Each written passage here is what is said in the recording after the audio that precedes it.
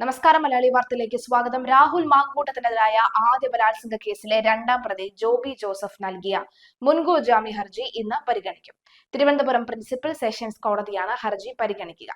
പരാതിക്കാരിക്ക് ഗർഭചിത്രത്തിനുള്ള മരുന്ന് എത്തിച്ചത് രാഹുലിന്റെ സുഹൃത്തായ ജോബി ജോസഫ് ആണെന്നാണ് പോലീസ് കണ്ടെത്തിയിരിക്കുന്നത്. എന്നാൽ മരുന്ന് എത്തിച്ചത് യുവതി ആവശ്യപ്പെട്ടത് കൊണ്ടാണ് എന്നും മരുന്ന് എന്തിനുള്ളതാണ് എന്ന് തനിക്ക് അറിയില്ലെന്നുമാണ് ഹർജിയിൽ ജോബി ജോസഫ് പറയുന്നത്. ഗർഭചിത്രത്തിനുള്ള മരുന്ന് കഴിച്ച യുവതി അപകടാവസ്ഥയിലായതിനെ തുടർന്ന് 2 ആശുപത്രികളിൽ ചികിത്സ തേടിയതിന്റെ രേഖകൾ നേരത്തെ പോലീസ് കോടതിയിൽ ഹാജരാക്കിയിരുന്നു. കേസിൽ ഒന്നാം പ്രതിയായ രാഹുൽ മാങ്കൂട്ടത്തിൽ നൽകിയ മുൻകൂർ ജാമ്യ ഹർജി ഇതേ കോടതി തള്ളിയതിനെ തുടർന്ന് ഹൈക്കോടതിയെ സമീപിച്ചിരിക്കുകയാണ് ജോബി. അതേസമയം പൊൻകുന്നം ചെറുവള്ളി ദേവീക്ഷേത്രത്തിലെ ജഡ്ജി അമ്മാവൻ കോവിലിൽ രാഹുൽ മാങ്കൂട്ടത്തിൽ കഴിഞ്ഞ ദിവസം സന്ദർശനം നടത്തിയിരുന്നു. കോടതി വ്യവഹാരങ്ങളിൽ പെടുന്നവർ നീതി തേടി വഴിപാട് നടത്തുന്ന ക്ഷേത്രമാണ് ഇത്. നടിയെ ആക്രമിച്ച കേസിന്റെ വിചാരണ കാലയളവിൽ ദിലീപ് പലതവണ ഇവിടെ എത്തിയിരുന്നു. ക്രിക്കറ്റ് കോഴ വിവാദത്തിൽ ശ്രീശാന്തും ദർശനം നടത്തിയിട്ടുണ്ട്. ബലാത്സംഗ കേസിൽ രാഹുൽ മാങ്കൂട്ടത്തിന് മുൻകൂർ ജാമ്യം നൽകിയതിനെതിരെ സർക്കാർ സമർപ്പിച്ച ഹർജി ക്രിസ്മസ് അവധിക്ക് ശേഷം പരിഗണിക്കാനായി മാറ്റിയിരിക്കുകയാണ്. ഇന്നലെ സിംഗിൾ ബെഞ്ച് കേസ് പരിഗണിച്ച ഉടനെ വിശദമായ വാദം കേൾക്കണമെന്ന് രാഹുലിന്റെ അഭിഭാഷകൻ ആവശ്യപ്പെട്ടു.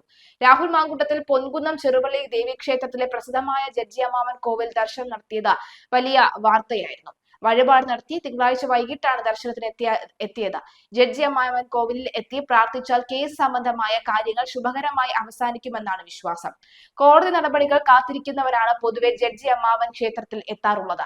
നടിയെ ആക്രമിച്ച കേസിന്റെ വിചാരണ വേളയിൽ നടൻ ദിലീപ് ഈ ക്ഷേത്രത്തിൽ ദർശനം നടത്തിയിരുന്നു. മുൻ ക്രിക്കറ്റ് താരം ശ്രീശാന്തും ഇവിടെ ദർശനം നടത്തിയിട്ടുണ്ട്. രാഹുൽ മാങ്കൂട്ടത്തിന് മുൻകൂർ ജാമ്യം അനുവദിച്ചതിനെതിരെ സർക്കാർ സമർപ്പിച്ച ഹർജി ക്രിസ്മസ് അവധിക്ക് ശേഷം പരിഗണിക്കാനായി മാറ്റിയിരിക്കുകയാണ്. സിംഗിൾ ബെഞ്ച് കേസ് പരിഗണിച്ചപ്പോൾ വിശദമായ വാദം കേൾക്കണമെന്ന് രാഹുലിന്റെ അഭിഭാഷകൻ ആവശ്യപ്പെട്ടു. കഴിഞ്ഞ ദിവസം കേസിൽ വിശദമായ വാദം കേൾക്കണമെന്ന് വ്യക്തമാക്കിക്കൊണ്ടാണ് കോടതി രാഹുലിന്റെ അറസ്റ്റ് താൽക്കാലികമായി വിലക്കിയത്. തുടർന്ന് ഇന്നലെ കേസ് പരിഗണിച്ചപ്പോൾ വ്യാഴാഴ്ച വാദത്തിനെടുക്കാമെന്ന്, അതായത് നാളെ വാദത്തിനെടുക്കാമെന്ന് തീരുമാനിക്കുകയായിരുന്നു. അതുകൊണ്ട് തന്നെ 18-ാം തീയതി നാളെ വരെ ഇനി അറസ്റ്റ് ചെയ്യാൻ പാടില്ല എന്നാണ് വ്യക്തമാക്കിയത് കോടതി. എന്തായാലും ഈ ഒരു സമയം അത് നിർണായകം തന്നെയാണ്. കാരണം ഈ ഒളിവ് ജീവിതത്തിനൊക്കെ ശേഷം ഒന്ന് പതിയെ രാഹുൽ മാങ്കൂട്ടം പഴയ ജീവിതത്തിലേക്ക് വരാൻ തുടങ്ങിയപ്പോഴാണ്, പൂർണ്ണമായും ഇല്ല എന്നാൽ ചെറിയ രീതിയിലെങ്കിലും പഴയ ജീവിതത്തിലേക്ക് വരാൻ തുടങ്ങിയപ്പോഴാണ് അടുത്ത സർക്കാരിന്റെ ഭാഗത്തു നിന്നും ഒരു നീക്കം ഉണ്ടാകുന്നത്. എന്തായാലും ക്രിസ്മസ് അവധിക്ക് ശേഷമേ അത് പരിഗണിക്കുകയുള്ളൂ. പക്ഷെ അറസ്റ്റ് 18-ാം തീയതി വരെ പാടില്ല എന്ന് വ്യക്തമാക്കിയിട്ടുണ്ട്. എന്തായാലും ഇന്ന് 17-ാം തീയതി ആയിരിക്കുകയാണ്. 18 നാളെയാണ് നടക്കാൻ പോകുന്നത്. എന്തായിരിക്കും നീക്കമെന്ന് കാത്തിരുന്ന് കാണാം.